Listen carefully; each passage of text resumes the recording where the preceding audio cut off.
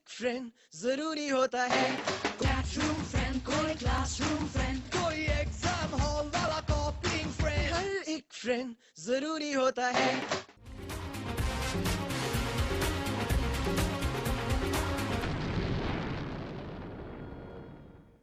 Break के बाद postmortem में आपका एक बार फिर से स्वागत है। पोस्टमार्टम में आज चर्चा हो रही है। दाऊद इब्राहिम लगातार कोशिश कर रहे हैं नक्सलियों से साठगांठ करने की। दरअसल डॉन कभी नुकसान का सौदा नहीं करता है, ये दुनिया जानती है। आइए आपको ये दिखाते हैं कि लाल सलाम के जरिए दाऊद किस तरह का फायदा चाह रहा है।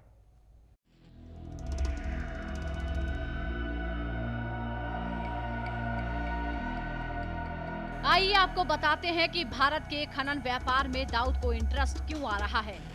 दरअसल पूरे देश में अवैध खनन माफिया सक्रिय है, जिसमें सफेद पोशों की भी पूरी भागीदारी देखने को मिल रही है।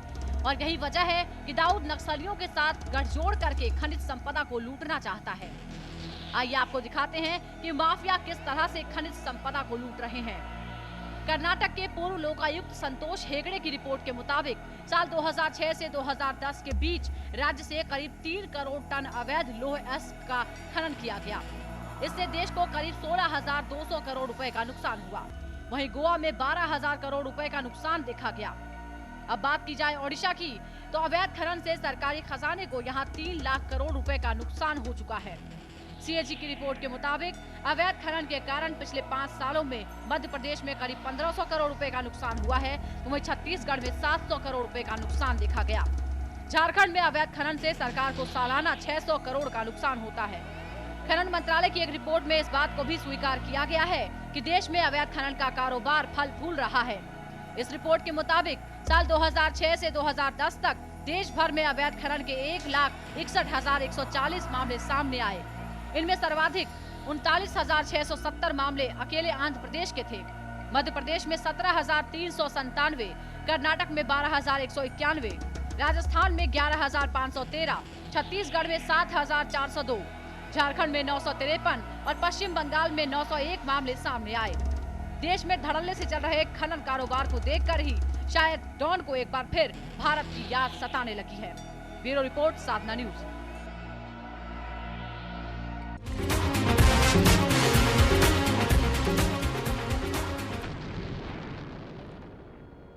तो अवैध खनन का कारोबार भारत में फल फूल रहा है। 2006 से 10 के बीच में 1.5 लाख से ज्यादा मामले दर्ज किए गए और ये अवैध खनन नक्सलियों की मदद से किए जाते हैं और नक्सलियों से सांठगांठ करना चाहता है दाऊद इब्राहिम। इनके हमारे साथ बने हुए हैं। इनके दाऊद कभी घाटे का सौदा नहीं करता है। यहाँ पर वो पैसों के बारे में सोच रहे हैं। गुणात्मक वृद्धि तो होगी ताकत में, लेकिन पैसे से भी भारत को नुकसान पहुंचाएगा। नहीं, दोनों एक दूसरे के अन्योन्य आश्रित है जी। ताकत तब आती है जब पैसा होता है, पैसा तब होता है जब ताकत आती है। कौन पहले होता है इसको समझना मुश्किल है। दाऊद के पास ताकत है जी, नक्सलियों के पास भी ताकत है। दोनों मिलके हमारे यहाँ करप्ट सिस्टम जो है जी, खास करके जो पब्लिक से हट के जो पावर में बैठे हैं, वो एक करप्ट सिस्टम डेवलप किए हैं। उस पे नक्सलियों ने कब्जा कर लिया है। बिल्कुल, नक्सलियों ने कहा कि अगर करप्ट सिस्टम से सेठ ले जा रहा है, नेताजी ले जा रहे हैं, तो हम क्यों नहीं। जी। पैसे की क्राइसिस उनके पास भी है जी। और वो बहुत दिन से इस कोशिश में है नक्सली की अर्बन इंडिया में वो किसी तरह इन्फिल्ट्रेट करे, तभी उनका सब कुछ पूरा होगा जी। जो मकसद है वो पूरा होगा। क्योंकि रूरल इंडिया, खास करके जंगलों में आपने साम्राज्य तो हो गया है, स्टेट खत्म हो चुका है, स्टेट नहीं है उन जंगलों में। हम ये दावे से कह सकते हैं कि किसी भी चीफ मिनिस्टर की जहां नक्सली एरिया है, उसकी हिम्मत नहीं पड़ती है कि उन नक्सली एरिया में चला जाए। बिल्कुल। वो रमन सिंह हो छत्तीसगढ़ के जी, या झारखंड के अर्जुन मुंडा हो, किसी की हिम्मत नहीं पड़ रही कि उन जंगलों में जाके और वो 1 घंटे भी रह सके। ये हालत है, स्टेट वहां एग्जिस्ट नहीं कर रहा। नक्सलियों की प्रॉब्लम यह है कि अर्बन इंडिया में जब एक्सेप्टेंस मिल जाएगी जी, उनकी पैठ बैठ जाएगी, उसके बाद भारत उनका होगा, ऐसा उनका मानना है। अब ये कैसे करेंगे? अर्बन इंडिया में उनको छुपने, ठहरने, पैसे से मदद करने के लिए कौन देगा? उसके लिए ये टेररिस्ट आउटफिट से संबंध बनाना चाहते हैं। दाऊद का दो तरह का वो है, फेस है। एक तो टेररिस्ट वाला फेस है जी, जो आईएसआई से सपोर्टेड है, और दूसरा है जो अपराधियों का है जी। दोनों मिलकर नक्सलियों को अर्बन इंडिया में बेच दे सकते हैं। बिल्कुल, एक पक्ष ये है, और दूसरा इधर आतंकवादियों को यह सपोर्ट रहेगा कि वो जब भी चाहे इसी भारत में वो छत्तीसगढ़ के जंगलों में बड़े इत्मीनान से खिसक सकते हैं। बिल्कुल बिल्कुल। और जब क्राइसिस खत्म हो जाए, पुलिस का वो बंद हो जाए, फिर से वापस आ जाए, तो दोनों मिलके इंटरडिपेंडेंट और इनकी ताकत कई गुना बढ़ जाएगी अगर दोनों एक साथ हाथ मिला ले। दाऊद को पूरे खानों पे भारत की जो समृद्धि है, प्राकृतिक संपदा है, उस पर कंट्रोल मिल जाएगा और नक्सलियों को अर्बन इंडिया में आने का एक रास्ता धीरे से मिल जाएगा। जी। तो दोनों मिला के भारत के लिए बेहद खतरनाक है, जैसा प्रकाश सिंह जी ने बताया। बिल्कुल, भारत के लिए स्थिति बेहद खतरनाक है। ये भी समझना चाहेंगे इनके कि जिस तरीके से नेक्सस की तैयारी कर रहा है दाऊद, आइडियोलॉजी की चर्चा हम पहले कर रहे थे, क्या नक्सली जो सामूहिक तौर पर ये तैयार होंगे कि दाऊद जैसे अपराधी के साथ, जो भारत का टॉप मोस्ट क्रिमिनल है, जिसने 1993 में बम धमाके किए, उसके साथ हाथ मिलाएंगे नक्सली? जो अभी तक रिपोर्ट आ रही है उसमें यही है कि दोनों ने हाथ मिलाया है। आपको याद होगा कि उल्फा पहले मिला चुकी थी। जी। उल्फा और ISI स्पॉन्सर टेररिस्ट का काफी क्लोज लिंक रहा है। बिल्कुल। हाँ, हम ये मान सकते हैं कि उल्फा में वो आइडियोलॉजिकल कमिटमेंट नहीं था जो नक्सलियों में है, क्योंकि हम अभी मानते हैं कि नक्सलियों में एक बड़ा वर्ग है जो आइडियोलॉजिकली बहुत स्ट्रांग है। बिल्कुल।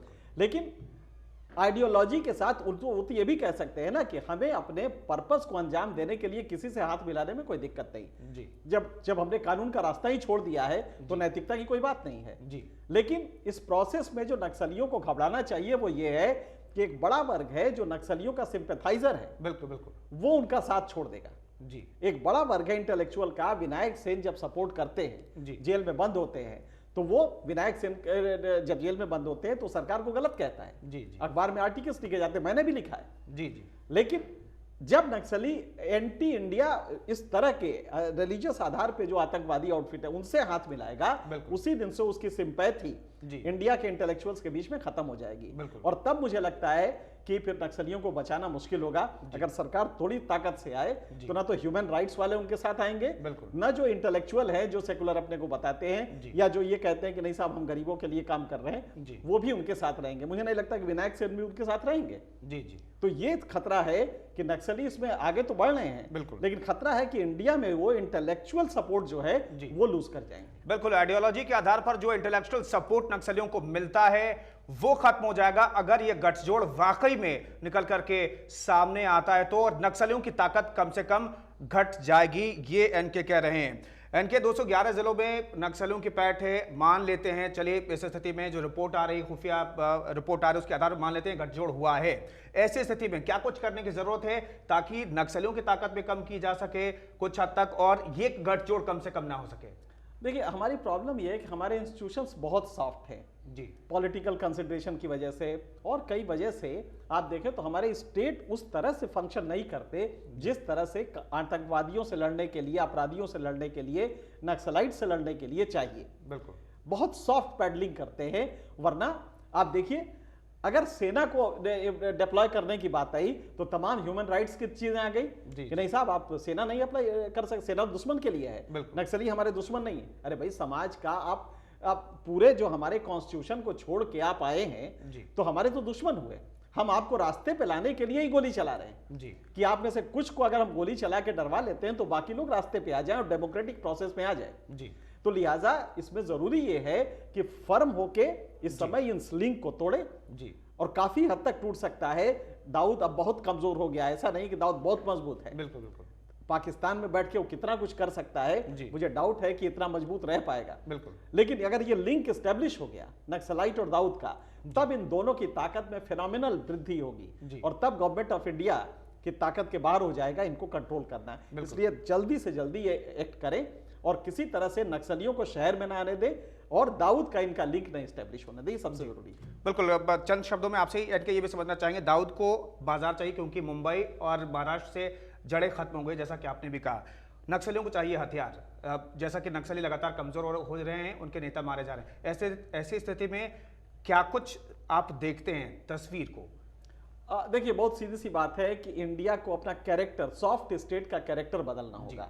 हम नहीं कह रहे हैं कि वहां पे इतना स्टेट स्ट्रांग हो जाए कि डेमोक्रेटिक मूविंग्स खत्म हो जाए, लेकिन सॉफ्ट स्टेट रह के आप नक्सलियों को काउंटर नहीं कर सकते, आप रिलीजियस जो आतंकवादी हैं उनको काउंटर नहीं कर सकते। आपको फर्म होने पड़ेगा और वोट की राजनीति छोड़ के देश के भविष्य को देखना होगा, वरना ये देश बहुत बुरी 211 जिलों में आ गया है बिल्कुल नक्सलिज्म। जी जी 1/3 राज्य जो हैं या 13 राज्य भारत के इस समय हैं जी। वो नक्सली चपेट में हैं जी। तो आपको ये देखना होगा कि क्या कल हम नक्सली संगीनों के साए में जिएंगे जी। जहां की डेमोक्रेसी होती नहीं है। बिल्कुल अगर ये नहीं है तो आपको बहुत सख्त होकर लड़ना पड़ेगा। गवर्नमेंट कोई भी हो, वोट का चक्कर छोड़ के वो इनके ऊपर गोली चला, इनको खत्म करे बिल्कुल और तब इनको रास्ते पे लाने की कोशिश करें। बिल्कुल। तो 2-3 सवालों के जवाब साफ साफ मिल गए हैं कि ये गठजोड़ अगर बनता है तो बहुत खतरनाक होगा भारत के लिए। दाऊद इब्राहिम की ताकत बहुत ज्यादा बढ़ेगी, नक्सलियों की ताकत बहुत ज्यादा बढ़ेगी। इस स्थिति में सरकार को सख्त कदम उठाने होंगे, नहीं तो स्थितियां विकराल हो सकती हैं। और एक चीज ये भी निकल के सामने आई कि नक्सली आइडियोलॉजी के आधार पर अगर लड़ाई लड़ रहे हैं और अगर उनका दाऊद इब्राहिम के साथ हाथ मिलाते हैं तो आइडियोलॉजी के आधार पर जो उन्हें सपोर्ट मिलता है उनका सपोर्ट बेस खत्म होगा और वो भी कमजोर होंगे। शुक्रिया इनके इस चर्चा में शामिल होने के लिए और हमें ये तमाम जानकारी देने के लिए। तो फिलहाल आज पोस्टमार्टम में फिलहाल इतना ही। नमस्कार।